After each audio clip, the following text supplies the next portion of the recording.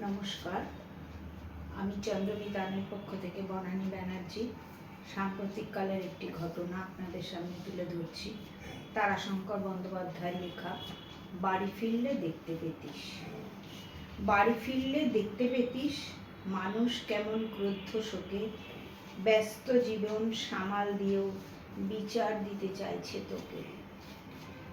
হাজার চাপেও গুটিয়ে যায়নি লাখো কণ্ঠে আওয়াজ তুলে, প্রত্যয়ী স্বর কাঁপিয়ে দিচ্ছে রাজপথ দিন রাত্রি ভুলে।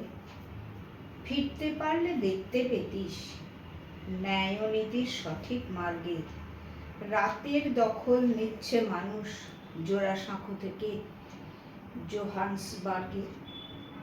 গান ও কবিতা কণ্ঠ নিয়েই খুলতে চাইছে অবাক মুখোশ।